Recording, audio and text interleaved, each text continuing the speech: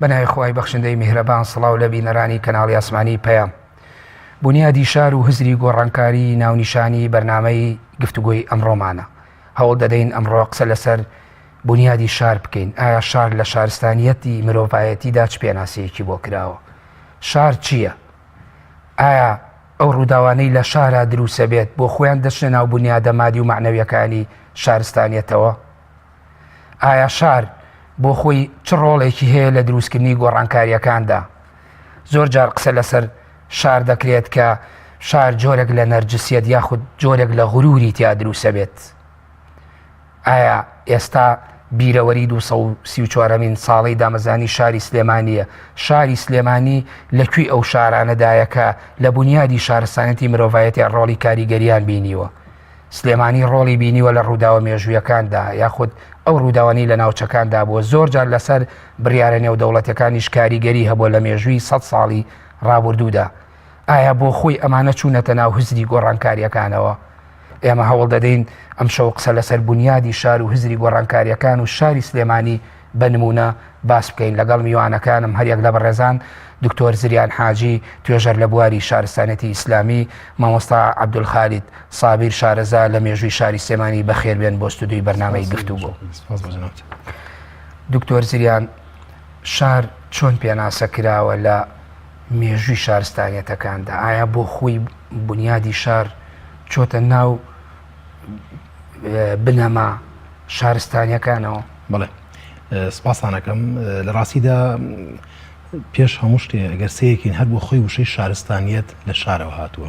و لە شارەوە داڕێژراوە. واتە هەموو ئەو پێناسانی کە ئەکرێ بۆ شارستانیت ئەڵێ هەچ کاتێکە تۆ ئەتەوێت بنەمایەک بنیاد بنەی و شارێک بنیاد شارستانیەتێک بنیاد بنەی بەبێ بوونی شارێک ئەو شارستانیەتە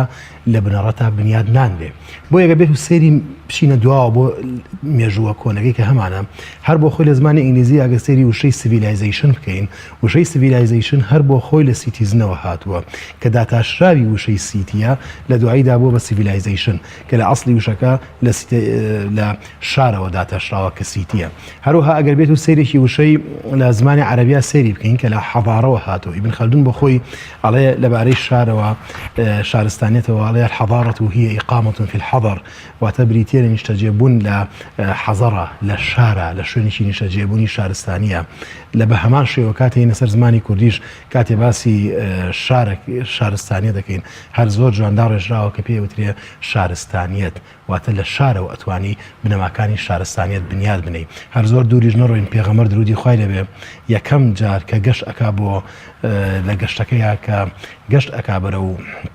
شاری مەدینە، یەکەم جار شارەکە ناوی شاری یەتریبە، بەڵام پێغەمبەر صلی الله علیه و سلم ئەوێ شار دروستکە ناوی ئەنێ ئەلمەدینە، ناوی ئەنێ مەدینە، واتە ناوی ئەنێ شار، بۆی کەوا لەوێوانێ جارێکیکە شار دروست بێتەوانێ. ئەمە لە مێژووی ئیسلامیشا دووبارە ڕەنگە داتەوانێ کە سێرەکەی هەچ کاتێ ویسترا بێ شتێ دروست کرێ شارێک دروست کراوە. سێرەکەی لە سەردەمی ڕاشدینەکانە دیسانەوە شاری کوفە دروستەکرێ، لەوێەوە شاری بەسرە دروستەکرێ، شاری واسط لە سەردەمی ئومەویەکانە دروستەکرێ، دەی ئەڕواتەوە بۆ ئەم لە سەردەمی عەباسیەکانە شاری بەغداد دروستەکرێ. دوجار شارەکانی کە دروست دەکرێ هەتا ئەگاتە سەردەمی مەمالیک و چەندین شار بنیادن لێ لە مێژوودا، هەتا لە دوای ئەوانیشەوە سێرەکەین کە شارێکی وەکو شاری سلێمانی لە سەردەمەکانی دواتری چەندین سەدە دواتردا دروست ئەکرێ. و لە مێژوودا سەرکردە گەورەکان بۆ ئەوەی کەوا بنەمای هێز و دەسەڵاتی خۆیان بنوێنن سێرەکەین شاریان دروست کردووە، نەچۆ گوندێک دروستکا بۆ نمونە، نەچۆ لایەنی دروستکات، چونکە ئەو ویستێتی شارستانیەتی خۆی و ناوی خۆی لە شارێکەوە بمێنێتەوانێ. نمونەمان ئەسکەندەری مەقدۆنیە، نمونەمان ئەبوو جعفەری مەنسوورە، نمونەمان چەندەها کەسایەتی تر لە مێژووە. ئەمە تۆ وەکو شار وەکو لایەنە تیۆریەکەشی هەم باسکەوە ئەم لە ئەمان لە ڕووی پراکتیکیشەوە. بەڵام ئەگەر بێت و ئێمە بکەوینە بەراوردکردن لە بینی جیاوازی شار چییە لەگەڵ ئاوەدانیەک یاخود گوندێک لادەیەک ئەگەر بە کورتی؟ بەڵێ، لە ڕاستیدا شار بنەماکانی دامەزراوەیی تایە، بنەماکانی دامودەستگابوونی تایە، بنەماکانی ڕێخستنی تایە. شار بۆ نمونە پیشەکانی تایە، پیشەگەریە جیاوازەکانی تایە. شار کۆمەڵی کەسی جیاوازی و هاوبیری جیاوازی تایە، هاوفکری جیاوازی تایە کە لەم شارەدا چین بەچین ئەتوان کەسەکان کۆ ببنەوانێ و بڕیار بدەن. لە شاردا خوێندنەرگە و ناوەندی خوێندنی بەرزی تایە. لە شارە بۆ نمونە بازاری گەورەی تایە. لە شارەکاندا شوێنی عیبادەت و مزگەوت شەوتەکان و حتا کەنیسەکان و حتا شوێنی عیبادەتی ئاینە جیاوازەکانی تایە لە شارە دەبینین کەوا کەسەکان ئاڵوگۆڕی فکر ئەکەن لەگەڵ یەکتریدا ئاڵوگۆڕی فکر بنەمایەکی زۆر گرنگە لە هەر شارێکە هەبێ ڕەنگە لە گوندێکە لە ناوچەیەکدا ئاڵوگۆڕی فکر ڕوونەدا بە نەبوونی ئاڵوگۆڕی فکری داخراوی فکر لەو شوێنەیە ڕووەدا سێرەکی شارستانیە دروست ناوێت دەی خۆی بەشێک لە بنەماکانی شارستانیەت معنەویەتە معنەوێتیش لەوە سەرچاوەگرێت کە تۆ فکری جیاوازت هەبێ بنەمای جیاواز هەبێ بۆی کەوا پێشکەوتن ڕووبا لە ئەنجامدا ئەگەر هاتو فکری جیاواز لە هەر شارێکە لە هەر بنەمایەکە سەرچاوی گر سێرەکەین ئەو شوێنە بەرە و بنیادنانەڕوە لە شارێک شکاتێ دروست ئەکرێ ئەبێ بنەماکانی شاری تیاابێ پێش هەموو شتێ بێ خەڵکانی جیاوازی تیابن نابێ هەموو کەسەکان هەمووی یەک ئاست و یەک بیرکردنەوە یەک ئەوە بن ئەمین زۆرجار بە هەڵا خەڵک ئەبینێ ئەڵێ بێ شارێک فلان خەڵکی نەفلانە شوێنی تیاون خەڵکی فلان شوێنم کاکە کەوتت شار ئەبێ خەڵکی چەند ناوچەیەکی جیاوازی تیاکۆ بێتەوانێ اینجا ئەبێ بە شارێکی دیاری کراو نەک ئەوەی کەواتۆ بڵێ ئەمە گوند نییە ئەمە ناحیە نییە ئەمە قەزانیە خاتا قەزاکانیش کە جۆزار لە ناحیە دەرەچن بە قەزای حتا ناحیەکان کە لە گوند دەرەچن و ناحیە ئەمانە زۆر جار خەڵکانی چەند گوندێکی تیاکۆ بێتەوانێ اینجا ببن شارێکی گەورە بۆیە شار لە ڕاستیدا شار ئەوەیە کە کۆمەڵێک بنەما و فکر و کۆمەڵێک کەسایەتی کۆمەڵێک بۆ چوون کۆمەڵی خەڵکی جیاوازی تیابێ پاشان کۆمەڵی بیرکردنەوەی جیاوازی تیا دروست بێت و هەموو ئەمانەش کەمان ئەمانەش دوای ئەتوانین بیستە پێنی بەسەر زۆر شاری تێدا مامۆستا عەبدولخالق تۆ توێژینەوە دووە ئیشت زۆر کردووە لەسەر شاری سلێمانی بە گشتی بەڵام بە تایبەتی بەڵام ئەگە بێت و بە شێوەیەکی گشتی ئێمە قسە لەسەر بنیادی شارکەین ئایا بۆ خۆی خەسەتی گۆڕانکاری لە ڕووی فەرهەنگی لە ڕووی کۆمەڵایەتی سیاسی ئابووری یەکێکە لە مەرجەکانی دروستبوونی شار تەواو لەبەرەوەی کە خۆی شار لە بیرۆ و هزرە جیاوازەکان پێک دێت هەر شارە چەندین دام دەستگای تیا پیشەوەری تێدا مەسەل لە ڕووی ئابووری و بەشەکانی ئابووری کشتتوکاڵکردنە بازرگانیە ئەوە پیشە سازیە هەروەها بوارەکانی پەروەردەیە اینجا مەسایلی ئیداریە اینجا مەسایلی سیاسی مەسایل یعنی زۆر زۆر لایانی تری تێدایە هەموو ئەمانە ئەگە لە شارەکە هەبوو واتە ئەو شارە تەمان خستەتی جیاوازە بێ لە شارەکانتر بەهۆی بەهۆی پێشکەوتنیەوە لە بوارە جاجاکاندا مەسەن شار هەیە ئەگەر بگەڕێنن بۆ 5,000 ساڵ پێش زین ئەوانی وەرکا و ئور و ئەوانی سۆمەریەکان جا دوایی بینەوە بۆ ئەوەی فەرعونەکان مەسەن چەند شارێکە بۆ لە سۆمەریەکانە سەرێکی لەو چەند شارانە کە شارە دەوڵەت بوون یەک دوانێکیان پێشکەوتو بوون ئێخواوانتیش هەر سەر بە سۆمەریەکان بوون بۆچی ئەمان لەو ڕۆ پێشکەوتن هزری جیاوازی تیا بووە مەسن دام و دەستگای زیاتری تێدا بووە یا لە پیشەوەریە یا لە بوارەکانی ترا دەستێکی بڵێن باڵاتر بۆ لە شارەکانی دراوسی خۆی کە هەلا هەمان دەوڵەتا بووە بۆی دەبینە ئەو شارە پێشکەوتو بووە مەسەن لە فەرعونەکانە شاری پێشەوەی هەرامەکان دروستکرد تیبسمانەیە سەپێڵەن تیبە ئەو شارە زۆر پێشکەوتو بۆ لە شارەکانی تر چونکە ئەوە ئەنواع مەسەن بڵێن پەرزگای تێدا بووە مەسەن پیشە سازی تێدا بووە مەسەن لە بوارەکانی تری بازرگانی بوارەکانی دام و دەستگاکان و ئیداریەکانە سەرێکی لەوانتر پێشکەوتوتر بوو هەروە لە دەوڵەتە شارەکانی یۆنانیشە بۆیە دەبینە شاری سلێمانیش ئێمە بەبێەوەی مبالەغە بکەین شاری سلێمانی هەرچەندە مێژووەکەی کەمە بەڵام لەو ڕوانەدەوە دەست پێشخەریکی زۆری کردو مەسەن بۆ نمونە لە کۆتاییەکانی سەدەی 19دا مارک سایکس کە ڕۆژانناسێکی شەوەیەکی کە لە سیاسەتمەدارانی ئەو دەمانەی بەریتانیا ئەڵێ ئەوەی کە دێتە ناو شاری سلێمانی ئەڵێ ئەوەی من ئەو پێشەوەری و هەندێک بینەوە هەندی شوێنی ترم بینیوە لە شاری سلێمانیدا و زیاتریش جەخ دەکاتەوە لەسەر پێشەوەری ئەڵێ ئەوەی من لە سلێمانیا بینیمە مەگەر لە ئەستەمول بینی بێتم ئەمە بەنسبەت سلێمانی بەنسبەت حتا هەندێک مینمانەیە ڕۆژناس و گەڕیدەی ترمانەیە کە باسی هەندێک لە گەرماوەکانی سلێمانیە هەندێک لە بینای سلێمانیە کە هەندێک ماڵ کە ماڵەکان بەداخەوە من کاتی خۆ لە ماڵێکیانە قسەم کرد ئەڵێ ئەم ماڵانی کە لێرە دەیبینم ئەلێ بەڕاستی ئەوانم مەگەر لە تەبرێز و لە ئەسفەهان بینی بێت کە ئەو گەشتیار ئەو بڵێن ئەو گەڕیدەیە چۆتە ئێران کەواتە شاری سلێمانی بۆ مێژوەکەمەی لە چەندین ڕۆ دەست پێشخەری کردو ئەمەش ئەگەڕێتەوە بۆچی ئەگەڕێتەوە بۆ یەکەمیان میرانی بابان بەردەوام یەمە سەرەوە بەڵام بەر لەوە گەر زۆر بەوردی بچتە سەر مەوزوعی میرانی بابان و لە سلێمانیان ڕوویاوە ئایا بۆ خۆی شار بڕیارە لەسەر بنەمای خواستی خەڵک دروستە بێ یاخۆ زۆر جان ناچاری شاری دروست کردووە لەوانەیە بەشێکی زۆر لە شارەکانی هەرێمی کوردستانی مەگەستەیرکەین کورد لەبەرەوەی ئەو نەهامەتی و دەربەدەری و تێکدانی گوندەکان و پاکتاوکردنی لە ناوچە سووریەکان ڕێاو شاری گەورە و شار دروست بووە ئایا بۆ خۆی ئەمەش کە دروستە بێت بۆ خۆی هەمان خاصەتی شار ئەیگرێتەوە کە ئەچێتە ناو شارستانێتی ئینسانیەوە هەندێک شار هەیە ڕاستە ئەو شارانن ئەوانەی کە شارێکم دەوێت بکرێنە پایتەخت یان بکرێنە شارێکی تر نابێت ناوچە سنوورەکان بن بۆ چووکە ناوچە سنوورەکان زیاتر مەترسی بۆ نمونە قەزاکان لادێکان تێک درراوە ناچار کرەوە هاتۆتە ناو شارێکی فراوان دروست بۆ سلێمانی شەشێتە ناو خەسەتەکانەوە ئەمە بۆ سلێمانی نا بەڵام بۆ هەندێک شارتە دەگونجێت مثلا هەندێک شار هەیە لە چەند گوندێک و لە چەند بڵێن ناحەیەک پێک دێت ئەم چەند گوند و ناحەیە بەهۆی زروفێکەوە تووشی ڕووداوێکی بڵێن ڕوخاندن دەبن یا مەترسی هێرشکردنە سەریان هەیە سەرەکەی دوای کۆبنەوە لە شوێنێکدا کۆ دەبنەوە کە کۆبوونەوە ئەو شارە ناتوانێت یەکەم جار وەکو خەسەتی شارە بینی حتاوەکو دام و دەستگا و لایەنەکانی تریتیا دروست نەبێت مەسەن سەر شارە دێ هەیە لە کوردستانە با بڵێن ئەو شارە دیانە هەندێک خەسەتی شاریان تیادا نییە بەڵام تیاشانی هەندێک خەسەتی شاری تیا بەهۆی کۆنی مێژوویەکەوەوە سەرەکەی لە چەند ڕوویەک و پێشکەوتووە لە هەرێمی کوردستانیشە ئێمە ئەوانەمان هەیە ئەگەر بوار بێ من ئاماژە بە هەندێکیان دەدەم جیاواز لە شاری سلێمانی بۆ نمونە دەرەوە لە شاری سلێمانی مەسەل کۆیە من شاری ئێستا بیرەوەری 234 ساڵ ڕۆژی دامەزانی شاری سلێمانیە وە زۆر قسەژە سەرەوە کرێکە ئەم شارە لەو کاتا بنیادەنەوە ئێمە ناچینە ناو ئەو جەدەل و ئەو جەنگە تاریخیەوە کە ئایا ڕاستەیانە لەبەرەوەی لەم کاتە مەوسیمی زستانە و شار لەم کاتە دروست ناکرێ و کۆچ ناکرێت لە گوندەوە بۆ شار و پایتەخت بێتە ئێرە قسەی زۆر لەسەر کراوە ئەو باس و بابەتە ئێمە ناچینە ناو ئەو جەدەلەوە بەڵام ئەگەر بە شێوەیەکی گشتی قسە لەسەر شارکەین ئەو نموزەجانە کامانان کاتەوێ بوون لەسەر شارەکان قسەی لەسەرکەین ئەو ئەگەر لەسەر شارەکانی مەبەستی لە کوردستان بێ چەندی شارمان هەیە لە کوردستانە سەرانسەری کوردستان سەرەکەی ئەم شارانە خەستەتێکی شاری پێوەیە مەسەن دیاربەکرە سنەیە کرماشانە سلێمانیەوە لە ناویانە بێ مەسەن هەولێر شارێکی کۆنە بەڵام سێرێک لە نێوان ئەم شارانە واروەها شارەکانی تری ڕۆژاوای کوردستان ئەم شاراندا جیاوازی هەیە جیاوازی هەیە لە ڕووی پێشکەوتنەوە چونکە هەموو شارێک خەستەتی تایبەتی خۆیە بەڵام هەندێک هەیە هەر شاریشە بەڵام خەستەتەکانی تێدا نییە لەوانەیە لە ڕووی پێشەسازی و لاواز لە ڕووی پەروەردەیی و لاواز بێ لە ڕووی بوارەکانی ڕووناکبیریەوە جیاواز بێ خۆ بەوە نییە بڵێ خانوەکانی زۆرە یان شەقامی زۆری تایە ئەوە ناگرێتەوە بە بچووکی گەورەیش نییە بە پێشکەوتنە یانی دام و دەستگایەکی پێشکەوتنی تێدا بێ و بوارەکانی تریشی تێدا بێ اینجا دەبێتە شار بۆیە دەبینی لەو کاتانەدا مارکساکس بێ یان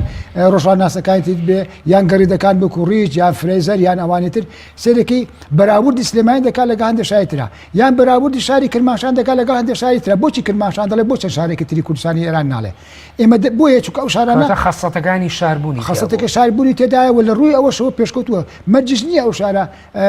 لە ڕووی پێوانەیەوە ڕوبەرەکەەوە فراوان بوو بێ نەخێر لە ڕووی خەسەتەکان و لە ڕووی ئەوەی کە ئەو شارە پێشکەوتی لە زۆربەی لایەنەکانە بەخۆی بینیوە بەڵام جاری وایە شارە دێمان هەیە یانێ بابنە قەزای واشمان هەیە جاری وایە لە ڕووی خەسەتەوە شار نییە بەڵام سەرەکەی هەندێک خەسەتی شاری تێدا بۆ پێشەسازی تێدا هەندی دام و دەستگای تێدایە لە ڕووی پەروەردەوەی پێشکەوتنە بەڵام ناگا بە شارەکان چونکە شارەکان دام و دەستگاکان هەمی لەوێدا کۆ دەبنەوە بەڵێ سوپاس هەمەسا دکتۆر زریان یەکێک لە سیفەتەکان یا بە ئەگەر بینێمەوە سەر شاری سلێمانی یەکێک لەو سیفەتانەی کە پێی ناسەوە بەشداری کردوە لە دروستکردنی ڕووداوەکاندا ئەم ڕووداوەکانی ناوچەکەیان ناوخۆ و ڕووداوە نێودەوڵەتیەکانی زۆر نمونە هەیە ینی لە مێژووە گەر باز بکرێ بۆ نمونە ینی پەیمانە نێودەوڵەتیەکانی چێ لەو پەیمانانە پەیمانی سێڤرەکە ساڵی 1920 بەستێت دووسێ بەندیتیا 62 64 لێرەوە مەلک مەحموود لە دەوروبەری شاری سلێمانیا ئیمزا کۆکاتەوە هی عەشرەت و هۆزەکان و ئەینێرێ بە شەری پاشای سعید پاشای خەندان بۆی لەوێ بیباتەوێ ناو کۆنگرەی ئاشتی پاریسە و کاریگەری هەبێ یعنی بۆ خۆی کۆنگرەی ئاشتی پاریس تەئسیری لەسەر پەیمانی سێڤرە بوو دروستی کرد یاخود بوونا پەیمانی عێراق بەریتانی کاتێک کە ئەبەسرێ و کۆتایی بە سیستمی ئینتیداد دێ لە عێراقا لەو کاتانە باسی کورد ناکرێ خۆپشاندان و ڕاپەڕینی بەردەرکی سەرای سلێمانی ڕەشی شەشی ئەیلول دروستە ئەمە بۆ خۆی کاریگەریە دروست بووە کەواتە ئەم کاریگەریانە ئەمە ڕووداوە دروست و ئایا ڕوودا و بۆ خۆی یەکێکە لە خەسەتەکانی دروستبوونی شارستانیت کە شارستان هەدوو ڕەهەندی مادی و معنەویە لەوانەیە مامۆسا ئاماژەی بە بەشێکی زۆری لایەنە مادیەکان کرد ئەوەی کە بەڕێستە لە ڕووی یعنی تیۆریەوە یا ئەکادیمیەوە زیاتر یعنی لایەنە معنەویەکەی شار کامەیە بەڵێ لە ڕاستیدا ئەگەر بێت و ئێمە سێری شاری سلێمانیکەی بناغێکی پێشینەی هەیە یعنی لە مێژوودا هەر شارێ بناغێکی پێشینەی هەبوو بێ توانیوەتی جارێکی کە شارستانێتێک لەسەر داروپەردووی ئەوەی پێشوو بنیاد بنێتوانێ و دووبارە بەرەو شارستانیت بڕوە من پێم وایە ڕەنگە ڕێکم هەبێ تازەش بێ و ڕەنگە تا ڕادەیەک کەمتر باس کرابێ ئەویش ئەوەیە کە من پێم وایە شارستانیت لەسەر بنەمایەک بنیادەنرێت کە شارستکە ئەو بنەمایە پێشینەیە بێ دار و پەردووی لەسەر بنیادە نابێ. بۆ نمونە کاتێک شاری بەغداد دروست دەبێت لە سەردەمی عەباسیەکانەوە ئەبێ بەناوبانگترین شار لە هەموو دنیای سەردەمی خۆیدا بە تایبەتی لە سەردەمی عەباسیەکان پایتەختی گەورەترین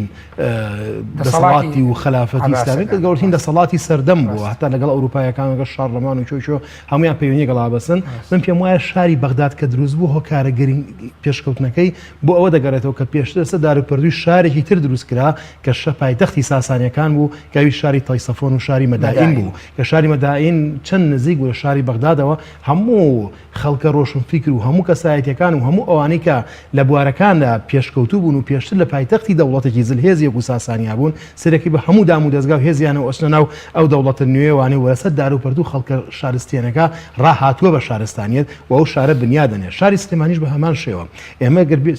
مێژوویەکی دێرینی شاری سلێمانیکی نە شاری سلێمانیە مێژوویەکی بە بڕوای تو یعنی ئەخۆی پێ و پایتەختی سیستانەی ساسانیەکان بوو کە ئاهاتنا تایسفۆنیا مەدائین کێتە باشووری شاری بەغدا بۆ خۆی ئەمە چۆنەڵی کە لە پورێکی فەرهەنگی بەجێهێشت یا حەزاری بەجێهێشت تاوەکو بنیادی شاری بەغدای لەسەر کە پورێکی شارستانی زۆر گەورەیە بەجێما کە لەسەر ئەو بنەمایەوە دروست و جارێکیکەوە بۆیە شارێکی وا گەورە وا مەزنیش بنیادرایەوە کە شاری بەغدادە. بە هەمان شێوە من پێم وایە کە شاری سلێمانی لەسەر دار و پەردوویەکی شارستانیەتی زۆر کۆن بنیادراوە. ئەم شارستانیەتە تەمەنەکەی نزیکەی 3 بۆ 4,000 ساڵ پێشینەیە کە لەم منتیقەیە دە شارە دەوڵەتی نەک شارە هەر دەوڵەتێکی گەورەی بەناوبانگمانەیە کە دەوڵەتی وایە کە ئەم منتیقەیە ئابووری بەهێزی هەبووە کە منتیقەی سیاسەتی بەهێزی هەبووە کە تیایدا چەندین سەدەماوەتەوە کە پێشتر کە کاشیەکان و کەلۆلۆیەکان و ئەمانە لەم منتیقەیە ژیانیان کردووە لە پاش ئەوانیش سێرەکەی گوندێکی گەورەمان هەیە کە گوندی مەڵکەندیە کە چەندین شوێنەوار و چەندین پێگە و چەندین ناوەندی گرنگی تیا هەر من ئیسافەیە بۆ ئەوەی تۆکم ئەی بۆ خۆی ئەوەی کە پێوترێ شاری شارە زوور لە منتیقەکە بووە جیاوازەیە هەندێک بۆ منە قەڵای خورماڵ لێکە دەنەوە هەندێکیش ئەڵێن بێستان سووری من لە بێستان سووری خۆی بە بڕوای تۆ ئەمەش بۆ خۆی پاشخانێک نەبووە. بەڵێ بێگومان خۆی ئەمانە هەموو درێژکراوی ئەم شارستانیەتە سەرێکیانن ئەیدۆ خۆی شارە زوور بۆ خۆی یەکێکە لە هەر بنکە شارستانیە سەرێکەکانی ئەم منتیقەیە ئەی سلێمانیش دوجار لە شاری شارە زوورەوە نزیکە کە بە هەمان شێوە ئەو شارستانیەتی لەسەر بنیانراوە کە چەندین ساڵ پێشتر لە ناوچەیە بنیانراوە هەر لە خۆڕانیە لەم منتیقەیە کاتێک ئیبراهیم پاشای بابان دێت و شوێنێکی وا هەڵبژێرێتەوە ئیکا بە پایتەخت هەر لە خۆڕانیە کە پێشتر گوندێکی وەکو مەڵکەندی بینیوە کە قەڵایەکی لە نزیک مەڵکەندیا بینیوە کە بڕیاری داوە لە نزیک قەڵاکەوە لە نزیک ئەو گوندەوانێ ئەم شارە دروست بکە. دیارە خەڵکی ئەم منتیقەیە خاوەن فکری شارستانی بوون. ئاخر ئەگەر تۆ خاوەن فکری شارستانی نەبی ناتوانیکەوە بنەمایەک دروست کە ئەگەر خەڵکێک نەبێ کە خاوەنی فکری شارستانی بێ کە شارستانیەتی هەبێ کە توانای بیرکردنەوەی شارستانیانەی هەبێ تۆ ناتوانانی لە ڕاستیدا بنەمایەک دروستکەی شارێک دروستکەی کە سبەینێ ئەم شارە خەڵکەکەی بتوانێت هەڵگری ئەو نازنامە بێ. شاری سلێمانیش کە بەم جۆرە پێشکەوتووە ئەم جۆرە ناوبانگی دەرکردووە گەیشتە ئاراستەیەکی وا کە بە ماوەیەکی زۆر کەم ئەم هەموو ماوەیە تێپەڕێنێ لە ڕاستیدا ئەمە پاشخانی هەیە لە خۆ دروست نەبووە. دکتۆر یعنی مەبەستەوەیە بۆ وەڵامی پرسیارەکەی من ئەتەوێ بڵێ لەو زنجیرە ڕووداوگەلەی پێشترەوەکو حەڵقەیەک پێکەوە گرێدرا و هەڵقێنرا و لە حەڵقەکانی پێشوو تەواوکەریەتی کە دوایین جار بابانیەکان ئێرە بەڵێ بێگومان یعنی خۆمە تەواوکەری یەکترین لێرەدا ئەمەش بۆ خۆیەوە بەڵێ بێگومانە ما بێت خوێندنەوەی جیاوازی بۆ بکرێت ینی بۆچی ئەم پیاوە دێت لێرە شار دروستەکە بۆ فکری شاری هەیە لە من شار دروستەکەم بۆ یەتە ئەم منتیقەیەوە بۆ لەم شارە هەڵەبژێرێ بۆ لەم ناوچەیە هەڵێبژێرێ بێگومان ئەمە هەمووی پێشخان و هەمووی پاشخانێکی گرنگی هەیە کە لە پێشترا چی هەبووە چۆن بنیادناوە لەسەر چ برەمایە کاتوتە پێشەوە ئەنجا بیرکردنەوەی شارستانیانە ئەی خۆی لە خۆیان هەر خۆی بیرکردنەوەش گرنگە چکە یەکێ لە بنەما سەرەکیەکانی دروستبوونی هەر شارستانێتێک بریتیە لە بیرکردنەوە لە عەقڵ بەکارهێنان لە داهێنانکاری هەچ کاتێک کە تۆ شتێکی جیاوازت کرد لەوەی کە لە شارستانەکانی پێشووی تۆ ئەنجام درراوە و ڕازی نەبووی بەوەی کەوا دووبارە و تەقلیدی هەموو ئەوانە بکەیتەوە کە لەگەڵ تۆیا بنیانراون ئەوە تۆ توانی شارستانیە دروستکەی واتە بەکارنێنانەوەی تەقلید و جیاوازبوون لەوەی کە لە پێشتۆیە هەیە ئەمە خۆی لە خۆیدا بریتێ لە نوێگەری و لە داهێنان کە داهێنانیشت کرد شارستانیە دروستەکە دروستەکەی بۆیە شاری سلێمانیش کاتێک داهێنانەکە و شارێک بەم جۆرە دروستەکە سێرەکەی شارستانێتێکی نوێ دروست دەبێت ئەوە تا دەبینی شارێک دروست دەبێت کام شارە لە هەموو بنەماکانەوە پێشکەوتووە لە بواری ئەوەی کە جەنابەت فەرموو پرسیارەکەی جەنابەت لە بواری هەموو لایەنەکانی سیاسی لە بوارەکانی دیکە کە ناوی هەیە لە هەموو ڕووداوە مێژوویەکاندا سێرەکەی لە سەردەمی بابانەکانە بە تایبەت لەلایەن بەریتانیەوە خەڵک ئەنێرێت کە پرسیار لە خەڵکی ئەم مانتیقەیە بکە بۆ گەشتنامەکەی ڕیچ بخوێنەرەوانێ ڕیچ کێ بۆ ڕیچ بۆ خۆی مۆزەفێکی بەناوبانگی ناو کۆمپانیای هندی ڕۆژهەڵاتی بووە لەوێ ئەنێردرێ بە خۆی و تیمێکی چەند کەسیەوانێ کە بێن لە حاڵ و ئەحواڵی سلێمانی بکۆڵنەوە لە حاڵی خەڵگە بکۆڕنەوە بڕۆ ڕیچ بخوێنەوانێ بزانە چیتیایە ئەچە لە خەڵکی سادە پرسیارەکە ژیانتان چۆنە لە میر پرسیارەکە ژیانتان چۆنە لە خەڵکی دیکە پرسیارەکە ژیانتان چۆنە کە پرسیارەکانی هەموویەکە تۆ چی لا دروزەبێ ئەو لا دروزەبێت کە سلێمانی هەر بۆ خۆی خەڵکەکە عەقڵێکی مۆدێرنیانەیە چکە یەکێ لە مۆزەفەکانی ئەو شارەکە بڵێن لە مۆزەفەکانی سلێمانی سەردەمی بابانەکانە کە ڕیچ پرسیاری لێکە ڕیچ بۆ خۆی سەرسامان بێ پێی ئەڵێ پرسیاری لێکردن لەبارەی بەریتانیاوە کە حاڵیان چۆنە ئەڵێ ئەوەنە سیر و لامزم چۆن خەڵکێک لێرە بە ئاگایە لە ڕووداوەکانی بەریتانیا لەو کاتەیە چۆن بە ئاگایە لە ڕووداوەکانی دەوروبەری و لە ناوچەکانی دیکەی لە هندەکان لە هندستان بە ئاگایە چۆن پرسیار لەوانە ئەکات ئەمە بۆ خۆی نیشانەی پێشکەوتی و مۆدێرن خوازی و پێشکەوتن خوازی خەڵکی ئەم شارە دەرەخا کە ئەو باسی کرد. بەڵێ سوپاس دکتۆر. مامۆستا عەبدولخالیق دوای ئەوەی کە بابانیەکان شاری سلێمانی دروستەکەن و بەڕێست و دکتۆر زریانیش بە وردی تیشتاستە سەر بنەماکانی شار و دروستکردنی ڕوودا و ئەو پێشینانەی کە بۆ شار هەبوو شاری سلێمانی بە تایبەتی بەڵام دواتر ڕوودا و گەلێکی گرنگ دێنە پێشەوە سێ کوچکەی بابان کەنالی و سالم و کوریە شۆڕشێکی فەرهەنگی گرنگ دروستەکەن کە زمانی بە تایبەتی بەشێک کرمانجی خوارەوە ئەوەی ئێستا ئێمە پێی ئەدوێن و پێی ئەنووسین ئەمە بۆ خۆی فەزی ئەو شاعیرە کوردانەیە کە لەم شارا بوون دوای ئەوە ئەبینین کێکێ لەو سنتەرانەی و لەو مەکۆ گرنگانی مەکۆی ئاینیە دروسە بێت لە شارە دوو جەمسەری جیاواز کە یەکیان مزگەوتی گەورەی سلێمانی و شێخ مەعروفینەوە دێت و طریقەتی قادری لەم شارەیە دواتر خانەقای مەولانا خالیدی نەقشبەندیە بۆ خۆی ئەمانەش بە دوای هەڵگری ئەوە نین کە بە دوای دروستکردنی شاری سلێمانیا بوون بە خەسەتێکی گەورەتر و ئیزافەیەکی گەورەتری فەرهەنگی و ئاینی لەم شارە هات نەبوونەوە. بەڵێ تەبەن سەرەتا ئەبێت بزانین کە سلێمانی وەڵام پێشتر ویستم تۆزی ئیزافە بدەم سلێمانی پێش ئەوە دروستبێ وەلو سێ ڕۆژ لەمەوە پێش لە کەناڵەکە هەندێک شتم لەوانە ڕوون کردەوە کە 1970 هەر هەڵەیە لە بنیادنانە هەڵەیە مانگی یانزەکەوە هەر هیچ 1970 بۆ گواستنەوەی پایتەختی منیشتنی بابان لە قەڵاتواران و بە سلێمانی بەڵام پێشەوە بە 3 ساڵ بناغی سلێمانی دانراوە نەک 1970 ئەوە توژینەوە کە دوایی ئەوە هەندێکی لە کتێبی خۆ بڵاو کردو هەندێکی تشی ماوەتەوە بەپێی ئەوەی کە من بە دووادا چۆنم بۆ کردووە سەبارەت بە سلێمانی لە پێش زایندا ئەوە هەر 10 ساڵەمە پێش لە کتێبی خۆمان نووسیمە سلێمانی لە پێش زایندا شار بووە شارێک بۆ کۆتوتە نێوان وەکو باس ئەکرێت لە دەقە کۆنەکانە سپایزە دۆزیوەتیەوە ئەڵێ شارێک بۆ کەوتوتە بازرگانی نێوان هەمەدان و حەڵەبی ئێستا کە ئێستا حەڵەبی پێڵن شارێکی تربیان ئۆرفە ڕەها شارەکە ناوی سێلۆ نابووە ئەمە لە پێش زایندا بە 1970 ساڵ کەواتە سلێمانی لەو کاتاندا هەر شار بووە بەچی ئازانین تەنانەت لە کاتی بناغەدانانی شاری سلێمانیە کە مەحموود پاشای مامی برایم پاشا هەردووچیان بەیەکەوە بن کە یەن سەرای سلێمانی دروستەکەن و دوای مەعسکەری دروستەکەن لەسەر دەبۆکە چەند شتێکی کۆن ئەدۆزنەوە چەند بڵین پارچە و شتی تری کۆنە دۆزنەوە ئەمانە لای خوان هەڵەگرن بەڵام نووسینی مێخی لەسەرە دوای کە ڕیش دێ بۆ سلێمانی پێی دەڵێن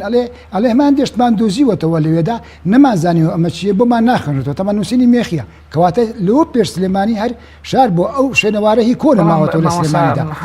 هاواریش ببوورە لە کتێبەکەی شێخ مەحموود حکوومەتەکەی خواری کوردستان لە پێشەکە دکتۆر ئاماژە بەوە ئەکا کە ئاسەواری کۆن دۆزراوەتە و هەندێکەڵێنی حەزەتی سولەیمانە و هەتا بۆیە ناوی شاری سلێمانی لەوە ئەوە تا چەندەوە ئەوەی سلێمانەکە نازانرێت چی ئەوە قسەیە ئەوە ڕایە بەڵام ئەوەی نووسینەکانی تر کە دۆزیوان تۆ لەسەر کوپە لەسەر شتی تر کە لە کاتی بناغەدانانی سلێمانیا کە چەندین بنا دروست کردووە ئەڵێ ئەو نووسراوانە ڕیچە لە ئەو نووسراوانە بۆیان نەخەنەوەتە مەحموود پاشا ئەوان پێیان دەتوانێت ئێمە ئەوە بۆمان بۆ نەخەنەوەتەوە کە لە کاتی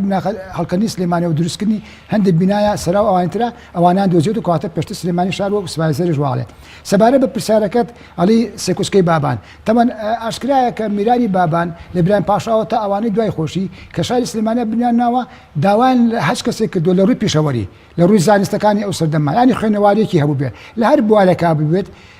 پێی وتۆ میرانی بابا خەڵکی نادۆ بۆ دیاتەکان و بۆ شوێنەکانی تر شارە دەکاتر یا دەرەوەی ناوچە سلێمانیش ئەگەر ئەوەی لەوانە شارەزایی هەیە بێ بۆ سلێمانی میری بابان لەسەر ئەرکی خۆی خانوشتی بۆ دەکات بۆیە دەبینین چەند کەسێک لەوانە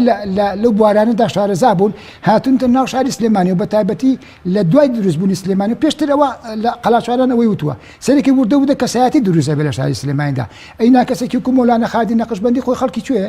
خۆی لە تێرەی جافی میکایلیە لە خەڵکی قەرەداخە بەڵام دوایی هاتوتە سلێمانی لە سلێمانی ژیاوە شێخ معرفی نودێ ئەوە لە نودێەوە بەس ئەوە هەر بنەماڵەکان هەن لێەوە لەگەڵ هاتوتە سلێمانی مەسەن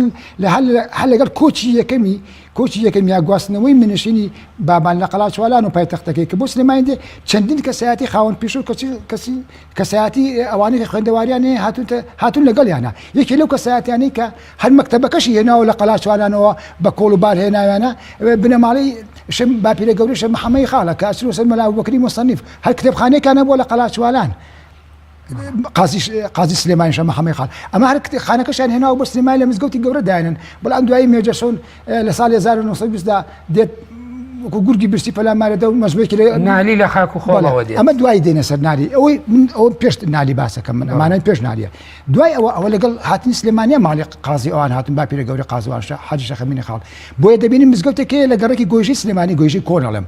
لە تریشتی سامەکران کە سامکران بەشێکە لە گۆژە ئێستا مزگەوتی شێخەمینی خاڵ کە باپیرەی قازی شێخ محەممەی خاڵە باپیرە گەوریت ئەو مزگەوتە بەناوی ئەوانە ناوراوە هەر لە 1970 ئەگە سری بناغی مزگەوتەکە بکەیت ئەمە کەواتەوان لەگەڵ ئەوانە هاتون دوای ئەواتر چەندی خەڵکی تر دێ بۆ سلێمانی لەسەر داوای میرانی بابان ئیتر خەڵک دێ بۆ سلێمانێکی تر لەوانە لە نیوەی یەکەمی سەدەی 19 ئیبن حاجی سەردەشتیە خۆی خەڵکی سەردەشتە بەڵام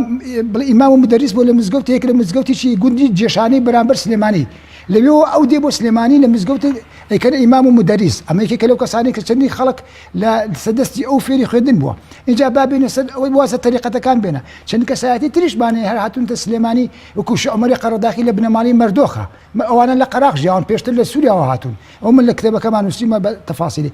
سەرێکە چەندین کەسایەتی لە سلێمانی دروستە بێ لە سلێمانیدا چەندی شاعر هەڵەکەوێت مەسەل سالم و کوردی کە ئامۆزای یەکترن لە بنەماڵی ساحەب قەرانن پەیوەندی دروستە بێ لەگەڵ نالێ لە گوندی خاک و خۆڵ بۆ لە شارە زۆر لەگەڵ سالم و کوردیا پەیوەندی دروستە بێ کە ئەزانە لەوێ شاعر هەیە نالی بە خۆشەویستی ئەوانەوە دێ لە سلێمانی ئەمێنێتەوە و ئەتر لەگەڵ ئەوانە ئاژی بۆیە دەبین ئەمانە هەرسێکیان دەبنە هۆیەوە چی تەبەن خۆ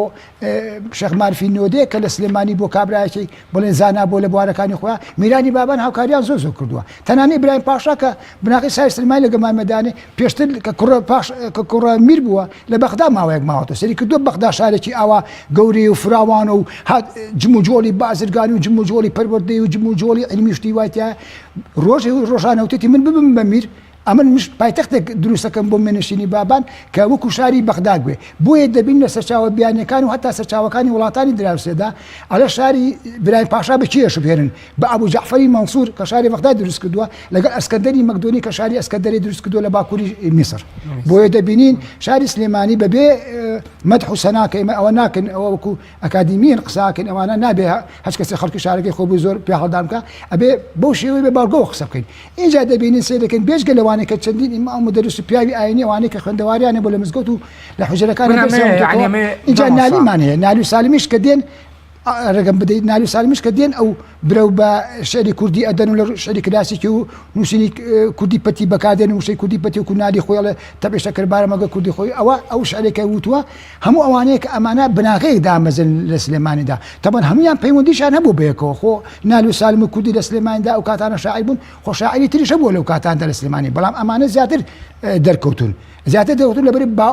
باخیان ناو بە بوارە ئەدەبیەکە بۆیە قوتابخانێکدا ئەمەزرێن بێنن قوتابخانەی بابان یا سێکوچکەی بابان قسەکەی ئێمە لەسەرەوەیە مامۆستا قسەکەی ئێمە لەسەرەوەی هەموو بۆ خۆی ئەمانە کەرەستەی دروستبوونی حەزارەتێک بوون لەناو شارە کە سێمایی نمونەیە کە جیناخۆ ئەمە بۆ هەولێریش ڕاستە بۆ شاری کەرکووک ڕاستە بۆ دووەکو بۆ شارە مێژویەکانی تری کوردستان ڕاستە ئەسکەندەریە و بەغدادیش مێنەوە بەڵێ یعنی ئەمە بۆ خۆی هەمانە ئەو کەرەستانن کە بنیاتی شاریە حەزارەت دروستەکەن ڕووناک بیر و ڕۆشنبیری بەشێکە لە شارستانێت بەڵێ بەشێکە بەڵێ دکتۆر زیریان تا چەند یعنی بنەما شارستانیەکان یاخود ئەوەی کە پێوتی شارستانی و لە شاری سلێمانیە بوونی هەبوو یاخود لە شارەکانی کوردستانە بوونی هەبووە تەوزیف کراوە بۆ لای کۆمەڵێ بنەمای حەزاری و بنەمای مێژووی یعنی تا چەند ئەمانە توانراوە بە زەخیرە بکرێنێتی یاخود وەکو گەنجینەیەکی گرنگی فەرەنگی کوردوا بن بتوانرێ ئەمە یعنی شانازیان پێوە بکە و شاری هێواش یاژا قۆناغ بە قۆناغشا بنیادە گرنگەکانی شاری لەسەر بنیادنێ شارستانێت و بەرەو پێشتر ڕۆشت پێ و بگرە تووشی پاشەکشە و جمود و وەستان نەبوو بێت. بەڵێ لە ڕاستیدا ئەگەر سێری شاری سلێمانی بکەین وەکو پێشتر باسمان کرد کە ڕاستیدا شارێکە ئەتوانین بڵێن لەسەر بنەمایکی شارستانی دروست بووە و بۆ خۆی پێشینێکی شارستانی گرنگی هەیە و هەر لە سەرەتای دروستبوونیشەوە چەندین بنەمای شارستانیانەی گرنگ چەندین داهێنانی گرنگ کە لە ناوچەکانی دیکەیان نییە بنیادراوە. من چەند دۆستی بەڕێزم هەیە پرۆفیسۆری گەورە کە هاتوونەتە ئێرە لە زانکۆکانی دیکەوانێ مناقەشاکی نیان گفتوگۆکەی لەسەر دروستبوونی شاری سلێمانی یا لەسەر ئەو پێشکەوتنە فەرهەنگیانی کە لە شاری سلێمانیدا هەیە باز لەوە دەکەن بۆ نمونە پیاوێکی بەڕێزی وەکو دکتۆر ئیمان عەبدولسەلام کە بۆ خۆی توێژەرێکی گەورەیە پرۆفیسۆرێکی گەورەیە لە بواری مێژوو لە بواری نووسینەوەدا و چەندین نووسراوی هەیە سەردەمی عوسمانیەکاندا ڕۆژێکی هەر بە خۆشی وتی چێ لەو بڕوایەدایە کە شارێکی 200 ساڵی ئاوا گەورە بوو بێت و ئاوا لە پێشکەوت نابێت کە بە سەدان مەخطوطات و نووسین لەسەر ئەو شارە هەبێ لە هەموو ناوەندەکانی دنیادا کە بگرە بە سەدان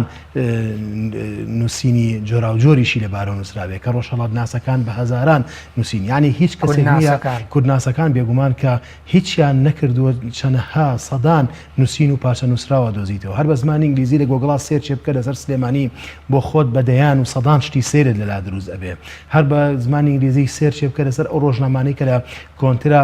دەرچوون لە شاری سلێمانیدا کە لەسەر شاری سلێمانی دەرچوون کە لەسەر ڕۆژنامە ئینگلیزی ڕۆژنامە بەریتانیەکان بە سەدان زانیاری سێرت دەزەکەوێت کە شاری سلێمانی ئەم هەموو شتەی لەسەر نووسراوە کەواتە ئەبێ پێگەیەکی زۆر جیاوازی هەبوو بێرە چاو شارەکانی تردا بڕوا بکەن یانێگەریەکێ بوێ دیراسە بکە لەسەر شاری سلێمانی بە سەدان بگرە بە هەزاران ریفرێنسی دەزەکەوێت لەسەر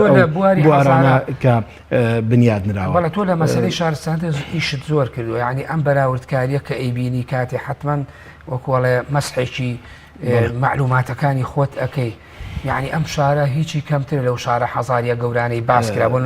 باس ئەسکەن ڕاستە لە ڕووی گەورەیەوە لە ڕووی پێشکەوتنی وڵاتێکی وەکو میسرەوە لە ڕووی شارستانێتەوە لە پێشترە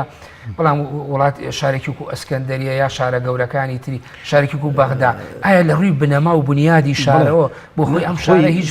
هیچی کەمترە لەوە بێگومان نەکیچی کەمتر نییە لە ئاستی ئەوان زۆر لە پێشتریشە چکە شاری سلێمانی بنەماکانی پێشکەوتنی تایە بنەماکانی شارستانیەتی تایە لە شاری سلێمانیە هەموو شتێکی نوێگە لە شاری سلێمانیەوە سەرەتا سەرچاوی گرتووە هەموو شتێکی داهێنانکاری لە سەرەتا لە سلێمانیەوە سەرچاو مەقسەی ئەمە نییە ئەمە قسەی هەموو ئەو میوانانن کە هێنە ناو شاری سلێمانیەوانێ جا من هەر دیراسەیەکی سێرم خۆشم کرد لەسەر ئەم بابەتە کە شاری سلێمانی چەند ئیقبالی هەیە لەسەر پێشکەوتن لەسەر مۆدیرنەخوازی لە بوارەکانی مێژوودا بۆ نمونەیەکی لەو شتانە دیراسەیەک من کرد چوومە سەر نووسراوەکانی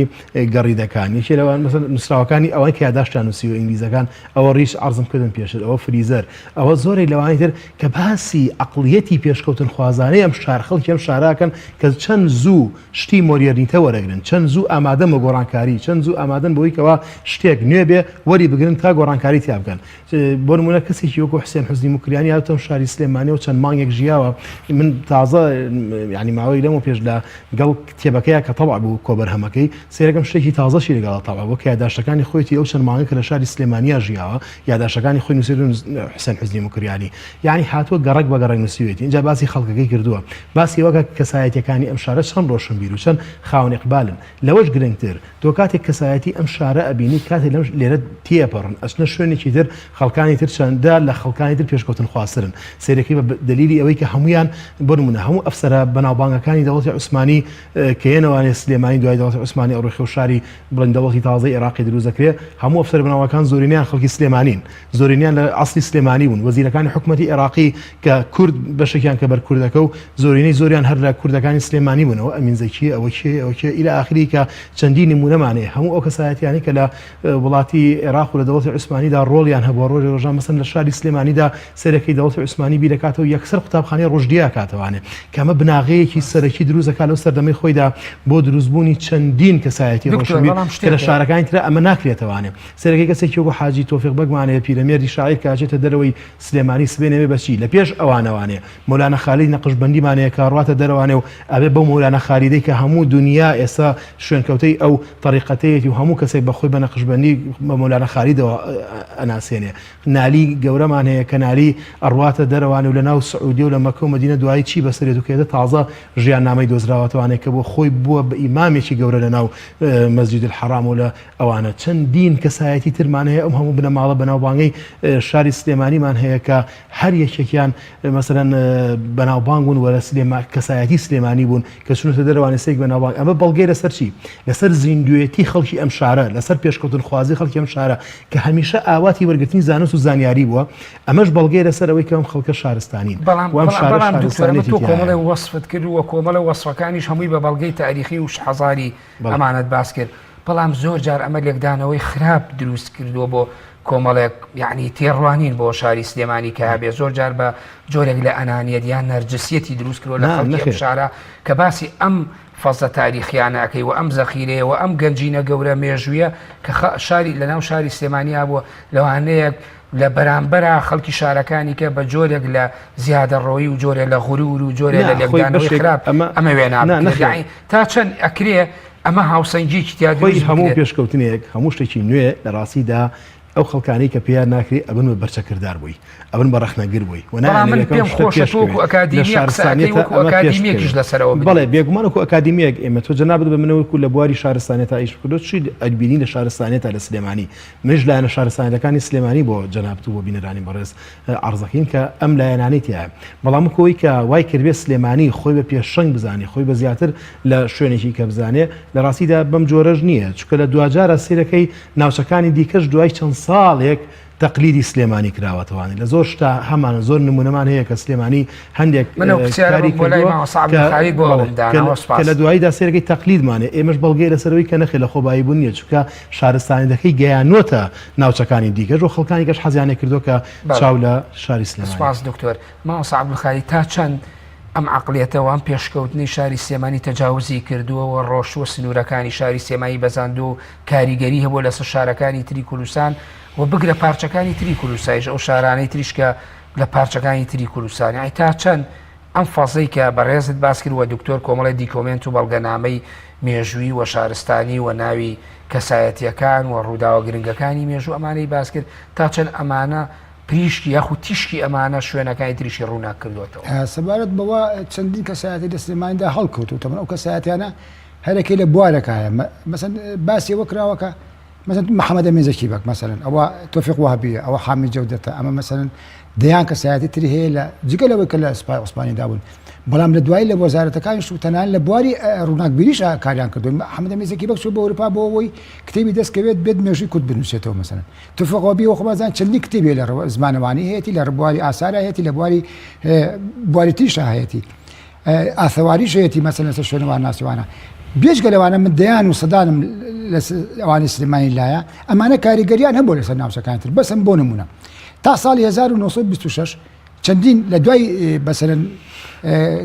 شەڕی دەربەنی بازیانە و دوایەوەی کە 1920 مێرجەسۆل لە قایم قامە دەبێتە حاکمی سیاسی سلێمانی کە ڕۆژنامەیەک دادەنێ بەناو ڕۆژنامەی پێشکەوتنەوە و مەطبعی شارەوانی یەکەم ڕۆژنامە لە باشووری کوردستانە لە شارە کوردەکانە لە سلێمانی دەرچووە ڕۆژنامەی پێشکەوتن 19 ژمارە دەرچووە لە ساڵی 1990 دوای بڵین دامرکاندنەوەی شەڕی دەربەنی بازار بەڵێ دوای دامرکاندنەوەی شەڕ حکوومەت یەکەمی شێخ مەحموود لە شەڕی دەربەنی بازیانی مانگی 1990 دوای چەند مانگێک یەکەم جەمعیەتی سیاسی لە شاری سلێمانیا دروست بە ناوی جەمعیەتی نیشتیمانیەوە کە کۆمەڵێ لە کەسان ئەمانە بیرۆران چی بیرۆران ئەوەی ئەمە دەوڵەتێکی کوردی دروست بێ لە ویلایەتی مووسڵدا بە سەرپەرشتاری بەریتانیا ئەمە یەکەم جەمعیەتە لەوە پێش لە جەمعیەت لە باشووران نەبوو یەکەم ڕۆژنامە ئەوکو ئاماژەم پێدا کتێب لە ڕووی کتێبیشەوە یەکەم کتێبێک کە دەرەچێت هەر بە کوردی لە باشووری کوردستانە دیوانی بڵێن مەحویرە ئەمە بەنسبەت کتێب 1922 اینجا دێنە سەر بوارەکانی تر مەسەن تا ساڵی 1926 لە هیچ شارێک لە شارەکانی باشووری کوردستانە جەمعیەتێکی سیاسی نەبووە ساڵی 1926 جەمعیەتێک دامەزرێ یەکەم جا لە سلێمانی جالقێکی یەکرێتەوە لە هەولێر ئەو جمعەتانەی کە لە سلێمانی دامەزن دوایی لە حەندێکیان لقیان دەبێتەوە مەسەلەن جمعەتی پشتیوانی کوردانمانەیە جمعەتی پشتیوانی کوردان لە سلێمانی دامەزرێ دوایی لقێکی چێ بۆ کوێ لقێکی لە مووسڵ بێت ئیسماعیل حەقی شاوەست کە خەڵکی سلێمانی دای دەمەزرێنێ ئەم لە لقی مووسڵ ئیشەکە بەهۆی وەزیفەکەیەوە لەوێ هەندێک لە کەسایەتی و سەر و عەشیرەتەکانی منتیقەی بادینانیش دەبنە ئەندام لەو جمعەتەیە کەواتە ئەمە ڕۆڵێکی گەورەی دەبێت ئەڵێ لقەکەی مووسڵ بەپێی دۆکومنتی بەریتانی ئەلە لقەکەی مووسڵ خوان یان هەیەتەمەن ئەلێ زۆر پێشکەوتر بۆ لقەکەی سلێمانی زۆرتر لەوێ ئێتیمامی پێداوە خەڵکانێکی تریان لەوێ کۆ کردێتەوە لە خۆیان ئەمە سلێمانی چالاک بۆ بەڵام بەقەدەر ئەوەیە ئەوەش کێ بردوێتی بەرەوە خەڵکی سلێمانی ئیسماعیل حەقی شاوەسە ئەمە بەنسبەت ئەو جمعیەتانەوە بەنسبەت بوارەکانی تریشتی پەروەدەیش و هەر بە هەمان شێوە هە سلێمانی تەمان قوتابخانەی تێدا کراوە دەکە قوتابخانە ساڵی 1993 سعید پاشای خەندان کردوێتەوە مثلا شەریف پاشای خەندانمانەوە تر نایم باسی کەسایەتێکی زۆر ئەوەیە کە لە ڕووی مێژوشەوە کەسایەتێکی ناودارە لە سلێمانیدا و تەنانەت چۆتە ناو هۆڵی بڵین ساڵی 1970 نیانشتۆ بچێت دوایەوە بە پاسەوانەکانی توتی بە کلیمەنسۆ بڵێن شەریف پاشایە اینجا کلیمەنسۆ تەمەنەوە سەرۆکوەزیرانی فەڕەنسا اینجا ڕێگەی پێداوە بێتە ژوورەوە لەوێش نامەکە دەخوێنێتەوە ئەمە جگە لە بوارەکانی تری ئەوە بۆ ئابووری سەری ئابووری کە بزانە سلێمانی چەندین پیشەوەری تیا بوو ئابووری مەسەن سێ بەشە پیشەسازیە کشت و کاڵەوە ئەتیادیە لە هەموو شوێنە کراوە لە ڕووی بازرگانیش سلێمانی زۆر پێشکەوتوو بووە هەر سلێمانی لە سەرەتای منیشتنی بابانەوە تاوەکو ڕوخان و دوار ڕوخانەکەشی پەیوەندیکی بازرگانی زۆر گەورە لە نێوان سلێمانی و شارەکانی کوردستان ساوەشمان بیر نەچێت خوا ببوورە یعنی بۆی بینەریش خراپ تێ نەگا ئێمە کەڵێ سلێمانی سەنتەری شاریسیان بۆ بابانەکان دەسەڵاتیان تەجاوزی ئەم بەتیقانی کۆیە گەرمیان کفری وانە کەرکووک چۆتە ئەو شوێنانە ئەوە بۆ خۆی یعنی بۆعدێکی گەورەی هەیە بەڵام دواتر وەکو دکتۆر باسی کرد دواترش کۆمەڵە شاری تر و شوێنی تریش بنیادەنرێت بەڵام خۆ لە کاتانە سلێمانی دروستکراوە شوێنمانە شارەدەمانە بۆ کێسەش قەزا لەو کاتان شار قەزا بووە بەڵام پێشکەوتنی بەخۆیەوە نەبینەوە پێشکەوتنگە سلێمانیەوەی میرانی بابان وایە کە دوکردوانە بە پایتەخت لەخۆ پێش سلێمانی شاری ترە بۆ زۆر کۆترە لە سلێمانی لەم تێگەی چۆنە ئەوەی مۆزوع بەڵام وەکو دکتۆر وتی یعنی ئیقبالی خەڵکەکەی وە سایکۆلۆژی کاتی ئەو خەڵکە لە منتیقەکە بۆ خۆی کاریگەری پۆزیتیڤی ئەوەی کە پێشوازی لەکە خەڵکی سلێمانی ئەوە ڕووناکبیرەکانش کاریگەریان لە چینەکانی تر هەیە ئێستا مەسەلەن کاتە ئەکرێ بڵێن کاریگەری نوخبە بۆ خوارەوە لە سلێمانیا دەوریە بووە چۆن کاریگەری نییە مەسەلەن یەکێکی وەکو جەمال عەرفان لە ساڵی 1920 5 جەمعیەت لێ کاتا دروستەکات 5 جەمعیەت فیداکاران و پەروەران و بەرزی وڵات و گزنگ و ئەوانە بەریتانیەکان سەریان سوڕەمێنە 5 جەمعیەت چۆن لێ کاتا دەبێت نازانیوە چی هەمووشی جەمال عەرفان دروستی کردووە هەمووشی یەک جەمعیەت بووی هەر خۆی بووە بەڵام بەو ناوانەوە ناویەوە بۆچی بەو ناوانەوە ناویناوە لەبەرەوەی سەر لە ئینگلیزەکان بشێوێنە ئەمە لایەکی ترەوە سلێمانی تاوان نە کاریگەری لە بەشەکانی تری کوردستان لە شوێنانی تریش کاریگەری هەبووە مەسەلەن لە ڕووی ئابووریەوە هەندێک شت لە سلێمانیا دروست کراوە لە ڕووی پیشەسازیەوە لە مۆسکۆ فرۆشراوە لە ئەسراخان فرۆشراوە لە حەلەب فرۆشراوە لە دیمەشق فرۆشراوە لە شارەکانی کوردستانی ئێران فرۆشراوە لە هەمەدان فرۆشراوە ئێسش هەندێک نمونەی ئەوانە لە هەندێک لە مۆزەخانەکان و لە ئێتنۆگرافیەکانە ماوەتەوە کە دروستکراوی شاری سلێمانیە لە ڕووی چەخماخسازیەوە ئێمە هەمومان نەزانێ سلێمانیدا هەتا دەماچە دروستکراوە دەماچە دروستکراوی سلێمانیدا بەڵام بنەماڵەیەک یەکسەر پێڵم بنەماڵی شەشخان کە منووسی من بۆ پێیان دەوتە شەشخان خۆی مەخزەنی دەماچە 5 فیشەکی گرتووە ئەم یەکێک لە بنەماڵەیە شانێکی تری بۆ زیاکە ئەبێتە شەشانە ینی شەشخان ئەوە لەوە هاتووە ینی 6 فیشەک دەگرێتە خۆی کاتە لە سلێمانیدا تفەنگ دروستکراوە و هەروەها دەمانچە و هەروەها شتەکە شیرگەرمان هەیە کە خەنجەر و ئانان دروست کردووە هەموو ئەمانە نەک لە سلێمانیا لە شوێنانی تری ئێستاکانە ماوەتەوە بۆ لە بەغدا سێری کە بزانشتی سلێمانی تێدایە بڕۆ لە ئەستەمول تێدایەتی لە مەسەن لە هەمەدان لێتی لە مۆزەخانەی تاران لێتی هەموو ئەمانە نازانێت لە ئەوانەی ڕووسیاش ممکنە لێ بێ ئەمە بێجگە لە بوارە ڕاگبیرە ئەمە پێشەسازیەکەی ئەمە بوارە پەروەردەکەیە اینجا خەڵکی سلێمانیشمانەیە مەسەلەن هەندێکیان لە دوای ڕوخانی بابان لە 1950 چونەتە ئەستەمول یا چونەتە دیمشق یا چونەتە ئێران لەوێش ڕۆڵیان گێڕاوە مەسەن لەوانی دومشق هەندێک کەسایەتیمان هەیە کە لێ ماوەتەوە دوایی بۆتە لە ساڵانی سەرەتاکانی سەدەی 20دا بۆتە سەرنووسەر وەکو عەبدولعەزیز جەمال بابان زادا مەسەلەن کەسایەتێکی تر وەکو ئەوەی سلێمانی ئەحمەد ئاغای سلێمانی هەموو ئەمانە سەرنووسەری جەریدەکان من لە ئەستەمبول کە لە پایتەختی دەوڵەتی عوسمانیا دەرەکەوێت کە جەریدەکانی کۆمەڵی جەمعیەتە سیاسیەکانی کوردستانی بڵێن تورکیا بوون طلبه هي في جمعيتي او غفاري روشي كردو جيدي كردستان كيترياني جمعيه عالي امانه زوق لي كتريش همو امانه كاريغريان بولا سريان بو كوات خلق سليماني ببي مبالغه كاريغري سشونه كانت بو بدروي سليمانيش بەڵێ سوپاس مامەسا دکتۆر زیرا من ماوەی بەرنامەکەم زۆری نەماوە بەسەمێ یعنی ئەمە وەکو کۆی یعنی ئەو معلوماتانەی کە لەسەر دروستبوونی شار و هزری گۆڕانکاریە مە هەموو باسکرا گۆڕانکاریە قۆناغ بە قۆناغ ڕوویاوە یعنی ئەکرێ ئەمانە چۆن ئێمە لە ئێستا لەم قۆناغی ئێستا ئەمانە هەموو تەوزیف بکەین و بکرێ بە پاشخانێکی گەورەی عەقڵانی و فکری بۆ ئەوەی قسەکردن لەسەر شار تەنها ئەوە نەبێ یاد بکرێتەوە یاخود ئاهەنگێکی بۆ بگیرێ یاخود ئێستا بڵێن 234 ساڵی دامەزانی فلان شارە یا شاری سلێمانەیە شارێکتر ئەمانە بکرێ یاعی بە موناسەبەیەک و ڕۆژێک بکری دوو ڕۆژی دواتر لەبیر چوو بێتەوە یاعی چۆن ئەبێ ئەکری ئەمانە بکێ بە زەخیرەیەکی عەقڵی فکری حەزاری گەورە بۆی نەوەکانی ئایندە باشتر لە دروستبوونی شار و فکری گۆڕانکاری لە شاردا تێبگەن خۆی لە ڕاستیدا ئێستا گەرسێری مێژووی مرۆڤایەتی بکەین جۆرێک لە جمود و وەستان هەیە چونکە سەردەمی عەولەمەیە عەولەمەش پێداویستی دیکە ئەخوازی وەک لەوەی کە لە مێژوودا شارەکان خواستوێتی وەک لەوەی کە شارستانەکان خواستوێتی بۆ پێشکەوتن بەڵام لەگەڵ ئەوەشدا ئەکەی ئێستا لە شاری سلێمانیدا وەرگرین بە نمونەیەک بۆ نمونە کە شارێکە پاشخانێکی گرنگی شارستانی هەیە و خەڵکێکی تایە کە ئیقبالی هەیە بۆ پێشکەوتن خوازی ئیقبالی هەیە بۆی کەوا زیاتر ڕووناکبیر بێ زیاتر گەشاوە بێ زیاتر بەرەو پێشەوە بچێ بۆیە لە ڕاستیدا ئەکرێ پێش هەموو شتێک گرنگترین بنەما و بەها کە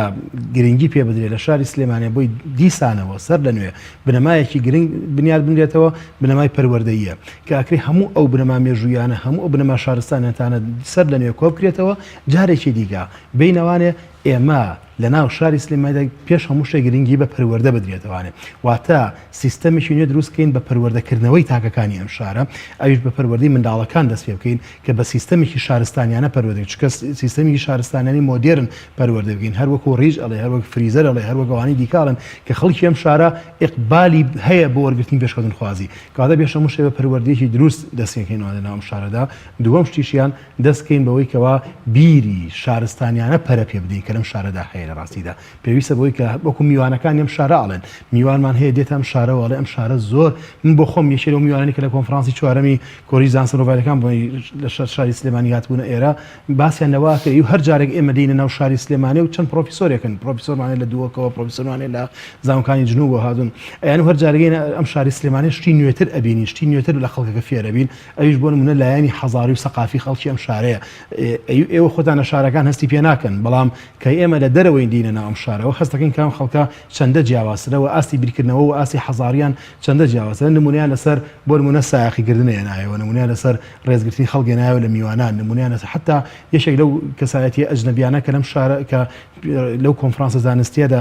بەحسێکی پێشکەش کرد یەکێ لە بەحسەکان بریتی بوو لەوەی کەوا مامەڵەی خەڵکی سلێمانی لەگەڵ لاجئە ئەیوو مامەڵەی خەڵکی سلێمانی لەگەڵ لاجئەکان ئێمەکو ئەمریکی ئەو ئەمریکی بوو کە پێشکەشی کرد ئەیوو ئێمەکو ئەمریکیە کە هەستمان پێ کردەوە کە زۆر جیاوازترە لە شارەکانی کە ئەمەش لایەنی پێشکەوتن و شارستانی و شارە دەرەخ بەڵێ سوپاس دکتۆر دوا قسەت بە کورتی مامۆستا تا چەند ڕووداوەکانی ئەم دوای شاری سلێمانی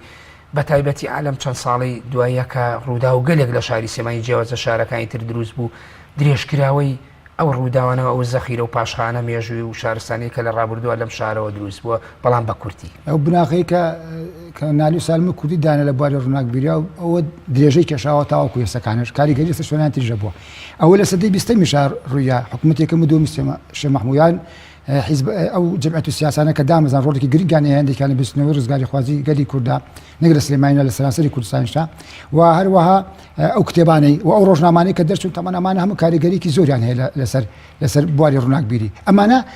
بناغەیەکیان داڕشت و تا ئێستەکانش ئەو بناغەیە بەرەو پێشەوەچێ ئەمە لەلایەکی تریشەوە تەبان ئێمە زان جاری وایە بۆ هۆی ستەمەوە لیان کراوە یا دەژیکەران لە سەردەمەکان ئەوان کردووە بەڵام سلێمانی لە کاتی سەردەمەکانیشە واروها لە کاتی ئەوانی کەستەمیشی لەکراوە بەڵام نەیانتوانیەوە ئەو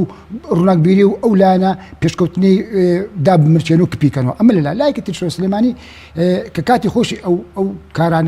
کارانیان کردووە ڕووداوەکان جاری وایە کاریگەری نەرێنیشی لەسەر سلێمانی دەبێت بەڵام ئەمە نابێتە هۆی وەکە شاری دوجار لە ئەنجامی جموجۆڵەکە نابێتە هۆی پاشکەوتنی اینجا مەسەلەن بەنسە سلێمانیەوە یعنی ئینسانەکە لەسەر سلێمانی قسەکە بە دۆکۆمنتی قسەکە مەسەن کە ئەڵێ پیشەوەری تێدایە ئەبێ بزای پیشەوەرەکان کرد کە من دۆکۆمنتی زۆرم وەڵامی پرسیارەکەم نەدایەوە بە کورتی ئەوانەی ئێستا کە ڕوویداوە هەموو درێژکراوی ئەو مێژووی ڕابوو سلێمانی خەڵکەکەی لە سەکوچکەی بابانەوە ئەو پێم وتی وەڵامدا لە سەکوچکەی بابانەوە جەمعیەتە سیاسەکان ڕۆژنامەکان بەڵێ ئەو وەڵامەکەیتی بەڵام درێژکراوەیە بەڵام جاری وا هەیە جاری وایە هەندێک لە کەسان کە لە بوارە ڕووناکبیرەکانیان بەڕاستی ئەوانە ڕۆڵێکی گەورە نابینن